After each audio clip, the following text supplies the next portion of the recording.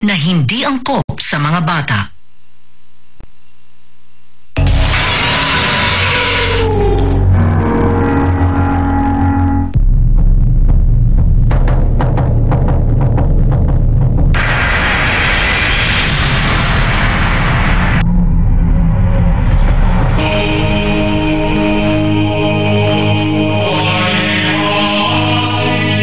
Sa bayan ni Juan, maski ang mga banal na simbahan, tila nababalot din ng kababalaghan. Gaya ng simbahang ito sa lumang bayan sa Nasugbu, Batangas, na pinamamahayan umano ng masasamang elemento. Parang may nasunod. Parang may nasunod sa iyo. Tulad ng mga pagtugtog ng batingaw tuwing 11:30 ng gabi. Dito lang sa paligid. May nadidinig siyang himig, parang kumakanta ang Mahal na Birhen. Nakanta siya. Paikit-ikit dito. Yun ay nadinig ko rin. 3:00 yun ng madaling araw. Pakiramdam daw kasi ng mga napapadaan dito, para bang may sumusunod sa kanila. Pero wala naman daw silang nakikita. Tuwing 10 oras ng gabi, kung kailan naghihimbing na raw ang lahat, bigla na lang daw silang nagigising sa malakas na tunog ng kampana. Pero ang pangyayari na nakapagpatindig daw talaga sa kanilang balahibo ay nang magpakita raw sa kanila ang mismong nagmumulto sa simbahan. Saan? Saan? Wala naman. Nakita po ko dyan. Wala.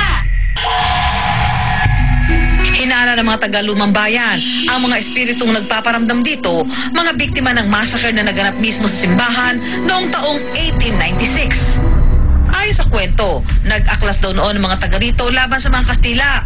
Pero dahil kakaunti lang sila at kulang pa sa armas, napasailalim din sila sa mga mananakop. 1 buwan matapos ang pag-aaklas, binalikan silang muli ng mga Kastila. Ikinulong sa simbahan ang lahat ng mga residente, sa kanila ito sinunog.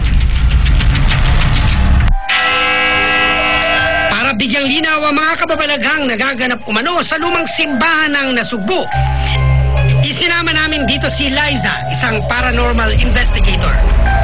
Gamit ang electromagnetic frequency o EMF application at compass, pinakiramdaman ni Liza kung may mga espiritu nga ba na gumagala rito.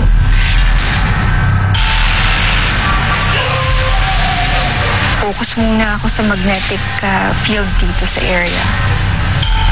Para malaman natin, para malocate natin kung saan ba dito yung medyo malakas yung magnetic field, malakas yung hila.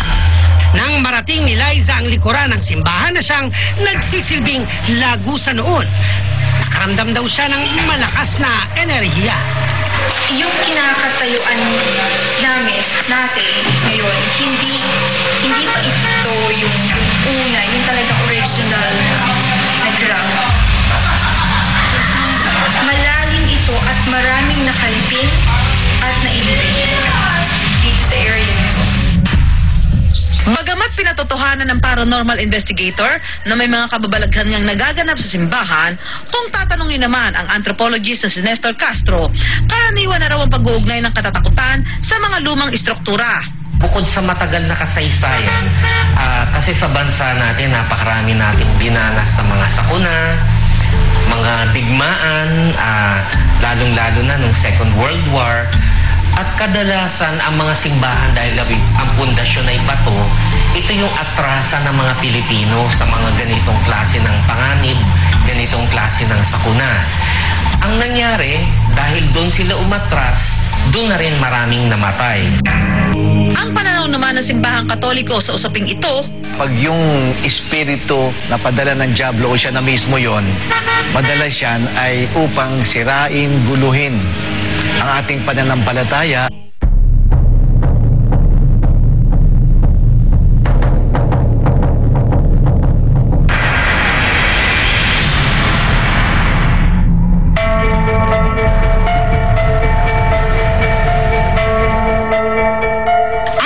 Boyador na matatagpuan sa probinsya ng Ilocos Norte, nababalot din daw ng kababalaghan.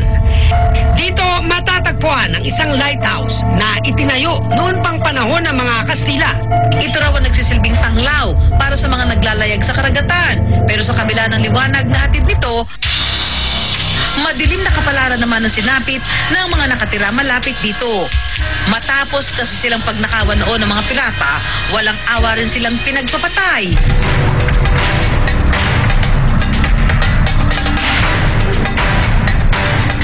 kanilang mga kaluluwa raw ang siyang nagmumulto sa lighthouse. Ay parang kumakain dito pag tanghaling tapat. Naririnig niyo yung kanang kutsara, tinutol na gano'n.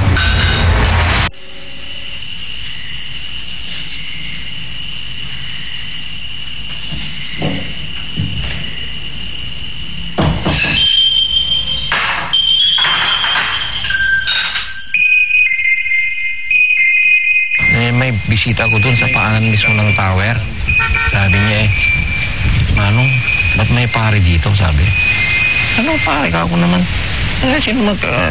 Ba't pupuntang pare dito? Kako. Yan o, yung dalawang yan. Sabi, tinuro yung nakatalikod daw dun sa may nakatingin dito sa dagat.